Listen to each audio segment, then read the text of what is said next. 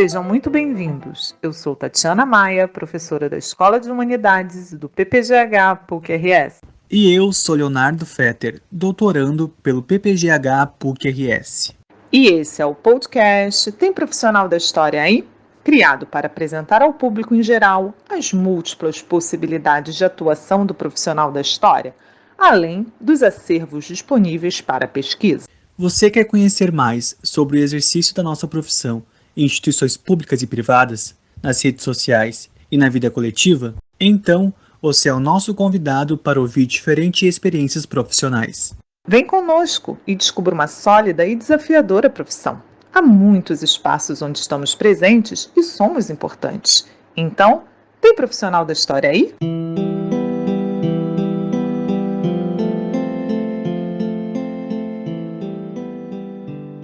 O nosso convidado de hoje é o professor português Luiz Alberto Marques Alves.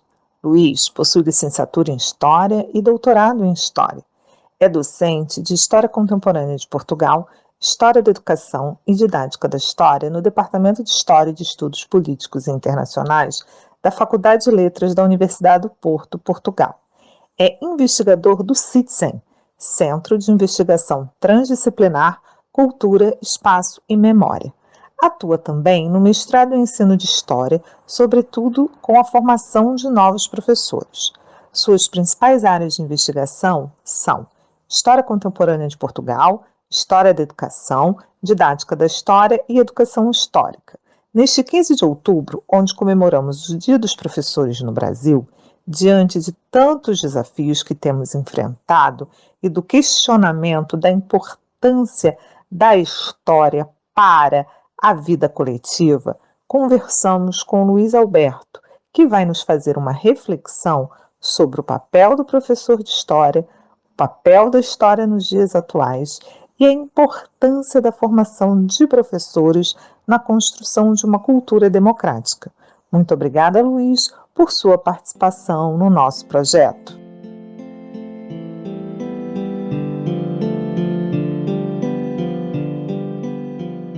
Luiz, qual a importância do ensino de história nos dias atuais?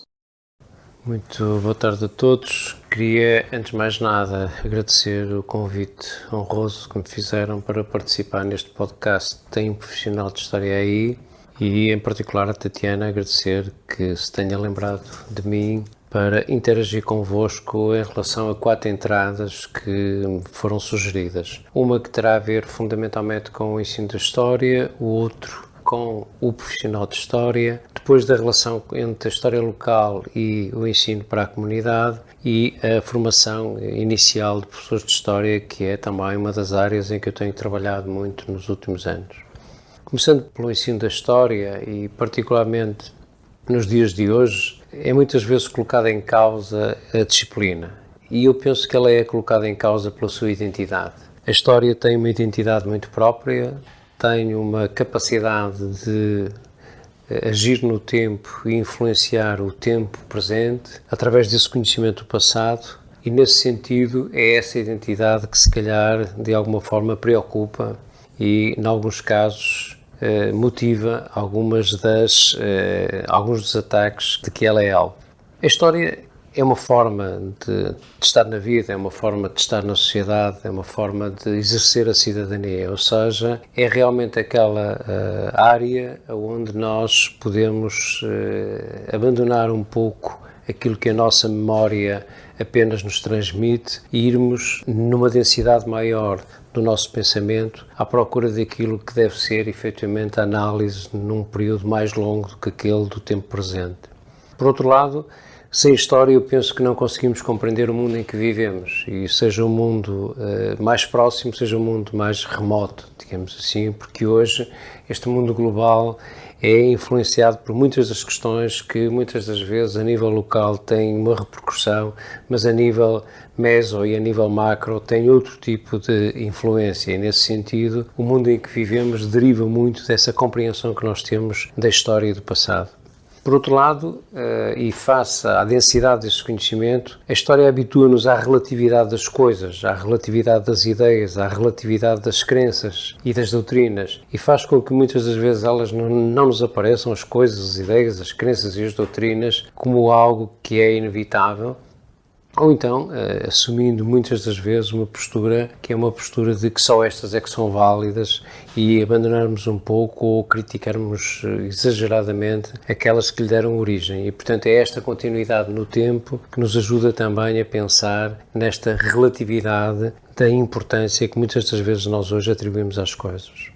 Por outro lado, a história ajuda-nos a detectar por que razão, sob aparências diferentes, se voltam a repetir situações análogas. E este é um dos aspectos mais interessantes, porque muitas das vezes a nossa memória atraiçoa-nos e nós já não nos lembramos das coisas, mas o que é um facto é que, noutros momentos, noutros contextos, se calhar ocorreram coisas que são muito parecidas e que nos podem servir, não vou dizer de paradigma para hoje, mas pelo menos de exemplo para tentar evitar ou cometer os mesmos erros que anteriormente cometemos.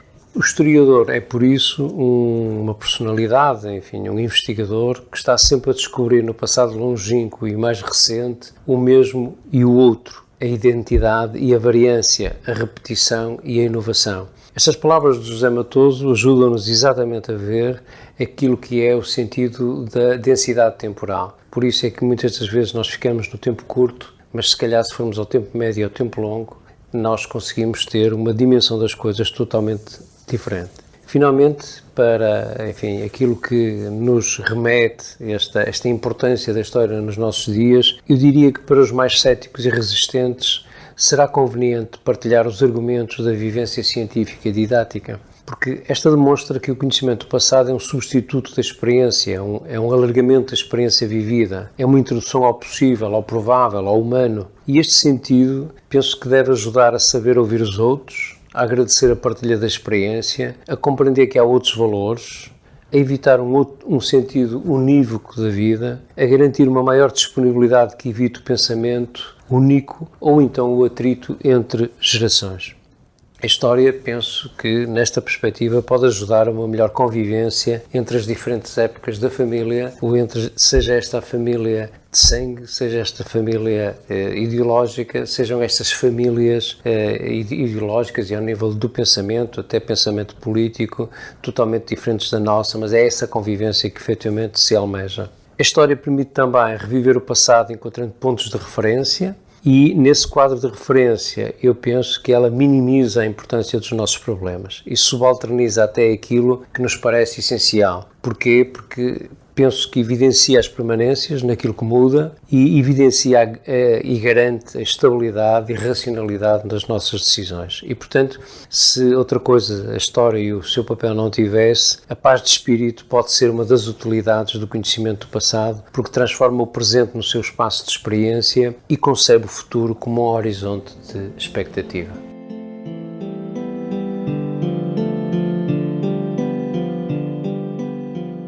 Luiz, o que um bom professor de história precisa saber, além do conteúdo histórico?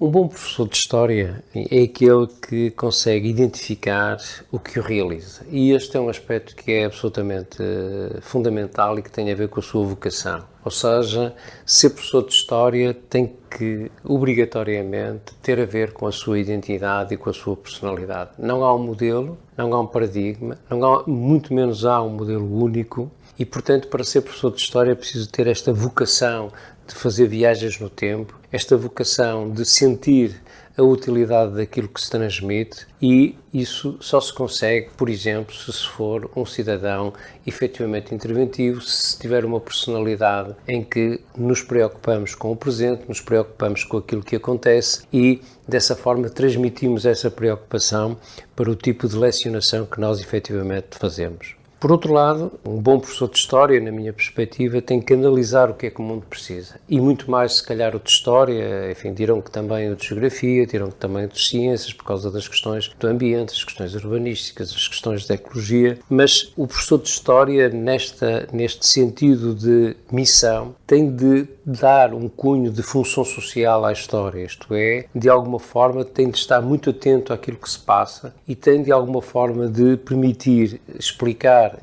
e garantir, explicar aos seus alunos que algumas das dúvidas que efetivamente lhes possam ocorrer relativamente àquilo que se passa, ele pode explicar dando uma explicação temporalmente mais alargada do que aquela espuma dos dias que normalmente os nossos alunos estão habituados efetivamente a ter. E nessa perspectiva, temas da atualidade, temas que preocupam seja os alunos, seja as suas famílias, seja a comunidade em questão, seja a cidade onde estão, seja o país onde estão, devem ser trazidas para dentro da sala de aula e devem de ser explicadas dentro de um contexto epistemologicamente rico, não é? Um contexto que, de alguma forma, lhes evite aquelas impressões, aquela visão impressionista que muitas das vezes se tem dos acontecimentos. E isto tem mesmo que se fazer à revelia e contra alguma necessidade que normalmente aparece como justificação de que os programas não nos permitem ter tempo para isto. Não. Os programas, a história, enquanto disciplina, independentemente dos programas,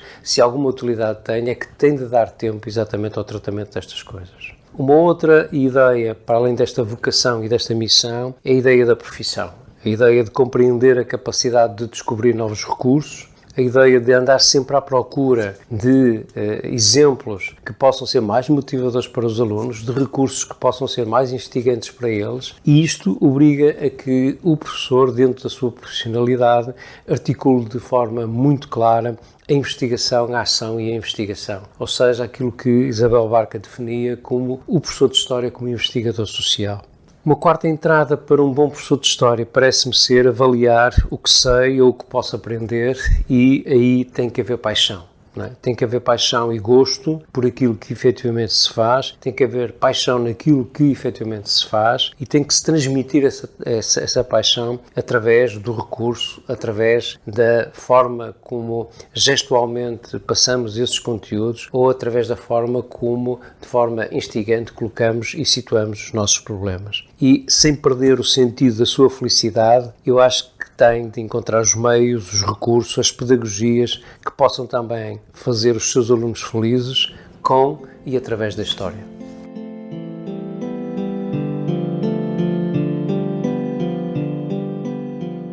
Qual é a importância da história local para o ensino e para a comunidade?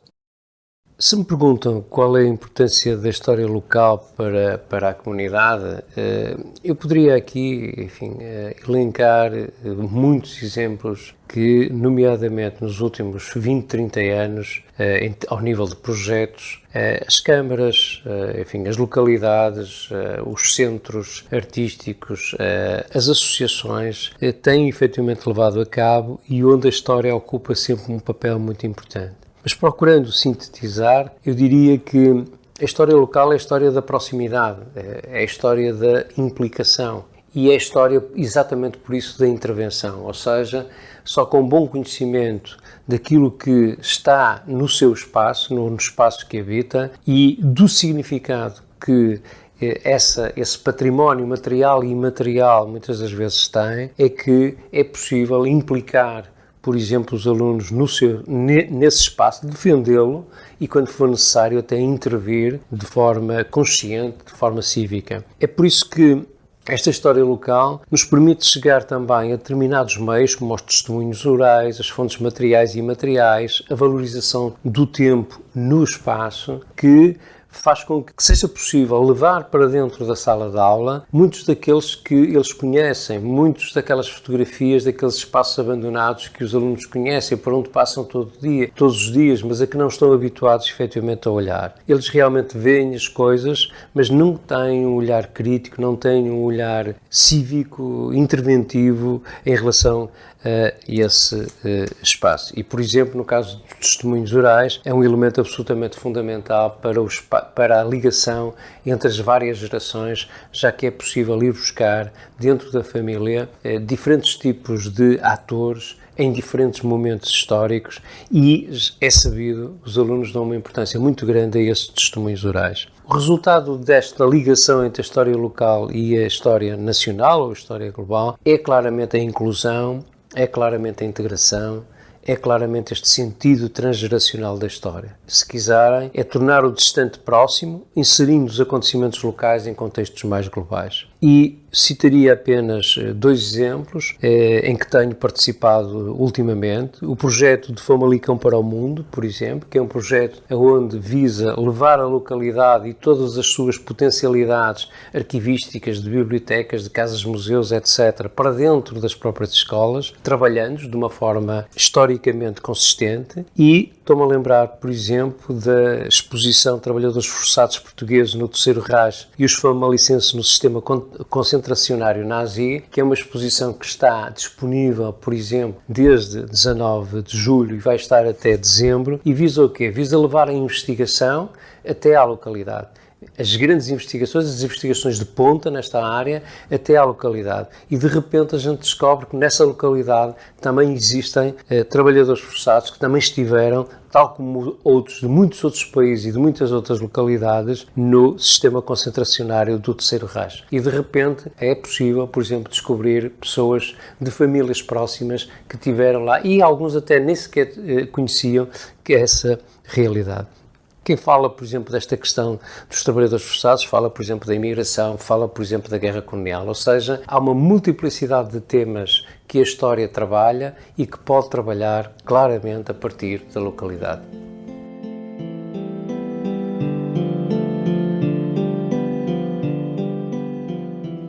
Por fim, como formar bons professores de história?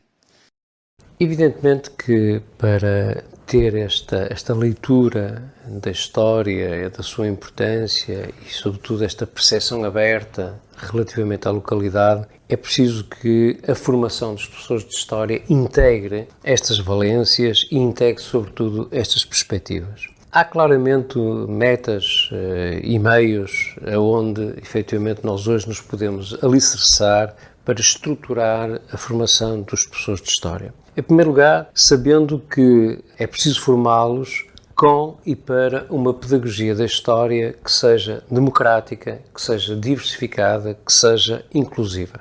E para isso há claramente um conjunto de linhas orientadoras que devem ser incorporadas neste trabalho de formação de professores de História. Por exemplo, apostar muito no desenvolvimento de planos curriculares flexíveis e de pedagogias interativas que reconheçam diferenças culturais, e aqui podemos perfeitamente trabalhar muito bem com outras disciplinas. Ensinar e aprender sobre a história complexa da democracia, para eles perceberem que muitos dos constrangimentos e dos problemas que nós hoje temos, outros tempos passaram, se calhar, por problemas idênticos ou piores, e de alguma forma não desacreditarem, efetivamente, que a democracia possa ser, efetivamente, um objetivo a atingir. Refletir sobre o modo como as atividades do indivíduo e de grupos de pessoas moldaram a história das sociedades, e temos aqui todas estas temáticas, por isso é que, por exemplo, é muito importante trabalhar temáticas, desconstruindo essas temáticas de forma exclusivamente diacrónica, mas perspectivando fundamentalmente sincrónica, isto é, irmos pegar num tema e trabalhar ao longo do tempo, por exemplo, guerra e paz ao longo dos tempos, e podermos romper com aquela estrutura tão fixa da cronologia. Reconhecer, e a história dá-nos muitas pistas para isso, que pessoas de diferentes origens culturais, religiosas e étnicas estão há muito tempo enraizadas nas sociedades, e, portanto, não é um problema desta inclusão de que se fala, não é um problema dos nossos dias, é um problema que a história, na sua densidade, nos pode efetivamente trazer, e temos de formar os professores para isto e dar-lhe algumas pistas para eles depois, quando entrarem dentro da sala de aula, poderem trabalhar assim com os seus alunos. Valorizar as múltiplas identidades do outro e as nossas. A questão da identidade, da multiculturalidade são dois elementos absolutamente centrais na forma como nós abordamos os currículos e como nós lhes explicamos os currículos e, portanto, de alguma forma os induzimos a fazer isso quando depois estiverem numa situação de exercício da profissão. Disponibilizar, e é evidente que as didáticas têm muito esse papel, disponibilizar ferramentas para analisar fontes históricas e lutar contra a propaganda manipuladora, dando essa densidade da informação só construída com base em fontes, não é? Evitando os deepfake, evitando as fake news, etc. Mas dando-lhe, se quiserem, um conhecimento que lhes permita ser críticos relativamente a isso. Abordar questões que podem ser sensíveis ou controversas. Há um trabalho muito bom que nós temos vindo a fazer, inclusivamente em que a Tatiana participou dos passados dolorosos e o ensino da história e esta necessidade de reconstruir o passado, mesmo que haja esqueletos nos armários, trazê-los cá para fora e explicá-los, não é colocando debaixo do tapete que as coisas efetivamente se resolvem e seja ao nível de ditaduras, seja ao nível de guerras, há muita coisa, seja ao nível de tolerâncias religiosas, há muito que nós podemos trabalhar nesta área e uma outra entrada que eu acho que é importante na formação de professores é equilibrar as dimensões cognitiva, emotiva e ética no ensino e na aprendizagem da história e com isso nós conseguirmos efetivamente formar pessoas atentas, pessoas interventivas, pessoas bem formadas, evidentemente, mas também com uma perspectiva de que a formação não termina na formação inicial, a formação terá que ser ao longo da vida.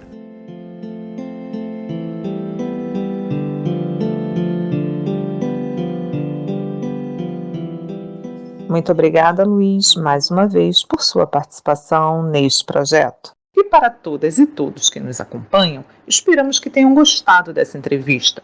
Convidamos vocês para nos seguir no Facebook, no Twitter e no Instagram. Participem, comentem as entrevistas e sugiram temas. Será um prazer dialogar com vocês e construir esse projeto coletivamente. A música que inicia esse podcast é Atraente, composição de Chiquinha Gonzaga, de 1877. Fiquem bem e até o próximo episódio.